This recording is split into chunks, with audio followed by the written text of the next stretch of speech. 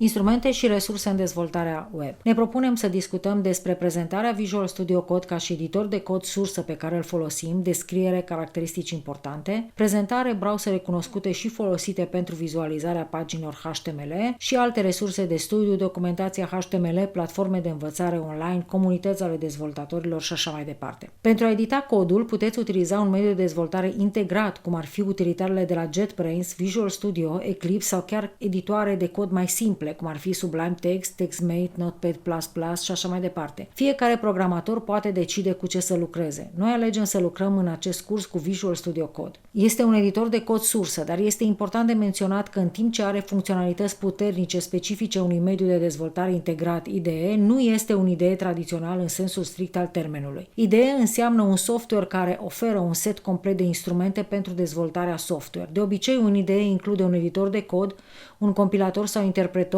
un sistem de depanare, funcții de gestionare a proiectului și alte unelte specifice limbajului sau tehnologiei de programare. VS Code, pe de altă parte, este conceput mai mult ca un editor de cod sursă, dar vine cu o gamă largă de extensii care îi permit să fie personalizat pentru a se comporta într-un mod similar cu un IDE. Prin instalarea extensiilor potrivite, utilizatorii pot adăuga funcționalități specifice limbajului, depanare, gestionarea proiectului și multe altele. Astfel, chiar dacă nu este un IDE în mod nativ, poate fi configurat să ofere multe dintre funcționalitățile unui IDE. Este o unealtă open source gratuită folosită de foarte mulți dezvoltatori web. Cele mai folosite funcționalități pentru VS Code sunt integrarea cu Git. Include funcționalități de gestionare a versiunilor și oferă integrare nativă cu Git, facilitând colaborarea în echipe de dezvoltare. Teme personalizabile. Oferă posibilitatea de a ajusta aspectul IDE-ului așa cum dorește fiecare dezvoltator. Autocomplete este o funcționalitate deosebit de utilă programatorilor prin care IDE-ul sugerează idei inteligente și completarea automată a codului, îmbunătățind eficiența dezvoltatorului. Debugging integrat permite dezvoltatorilor să identifice și să remedieze erori într-un mod eficient. Extensii pentru o gamă largă de funcționalități și tehnologii de pe piață. Live Share permite lucrul în echipă în timp real. Acestea sunt o mică parte din lucrurile extrem de utile pe care VS Code ni le pune la dispoziție. Este un IDE modern într-o continuă dezvoltare. Încercați instalarea lui pe computerul dumneavoastră urmând linkul următor. Procesul este extrem de simplu, dar alegeți cu atenție versiunea pe care o instalați în funcție de sistemul de operare pe care lucrați. Nu avem pretenția că am epuizat subiectul VS Code, un editor de cod performant și util, nici pe departe. Rând pe rând, în funcție de ce avem nevoie pentru codul nostru, vom instala împreună diverse plugin-uri și veți învăța cum să faceți acest lucru. Pe lângă un editor de cod în care scriem cod, în procesul de creare a paginilor web avem nevoie și de niște unelte cu care să vizualizăm munca noastră.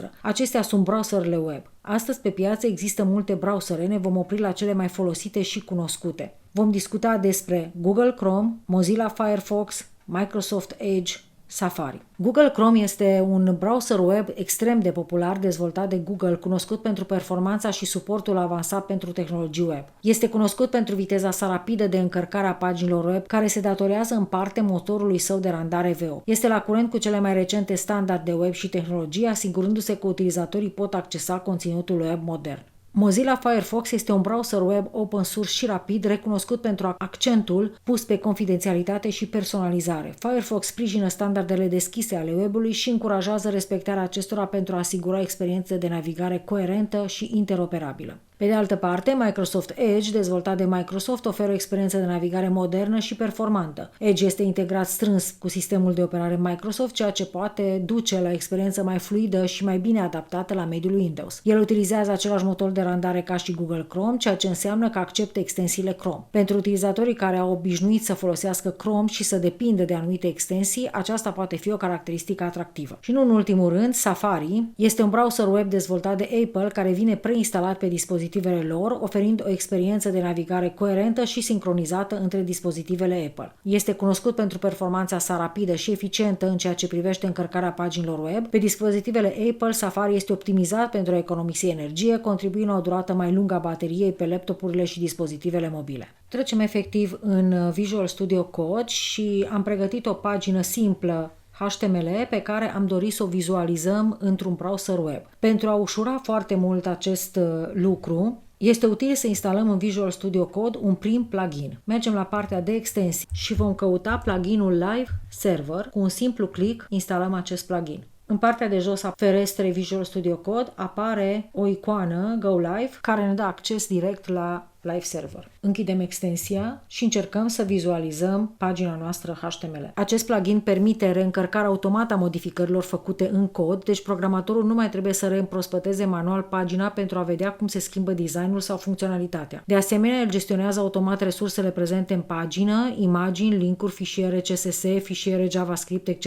și efectiv simulează mediul de producție rulând aplicația dumneavoastră într-un mediu care se aseamănă cu cel de producție, oferindu-vă un mod mai precis de a testa și de a remedia problemele înainte de lansare. Să vedem puțin și alte resurse utile pe care le putem folosi în învățarea HTML. Vom discuta despre documentația HTML, platforme de învățare online și comunități ale dezvoltatorilor. Documentația HTML este prezentată foarte complet pe Mozilla Developer Network, unde vom găsi o sursă completă și detaliată de informații despre HTML. Există o varietate foarte mare de platforme online pe care se poate învăța. Noi am surprins aici doar câteva dintre ele și le prezentăm. Una dintre cele mai cunoscute platforme este V3 Schools. Este un site web foarte cunoscut care oferă resurse de învățare online pentru diferite tehnologii, după cum se poate vedea și în bara de sus, inclusiv HTML, CSS, JavaScript, SQL, PHP și așa mai departe. Deci pe partea de HTML, de exemplu, este o bibliotecă imensă de informații din care poți alege ce și cum să înveți. O altă platformă pe care puteți învăța programare este Codinfinity, care are o foarte mare varietate de cursuri pe diverse tehnologii folosite pentru creșterea abilităților în codare. O altă platformă online de cursuri este Coursera, cu conținut dezvoltat de universități și organizații de top. Și în ultimul rând, o platformă de învățare online cu un număr extraordinar de mare de cursuri din toate domeniile este Udemy. Permite instructorilor să-și creeze propriile cursuri și să le ofere studenților la nivel global. Cursurile acoperă subiecte precum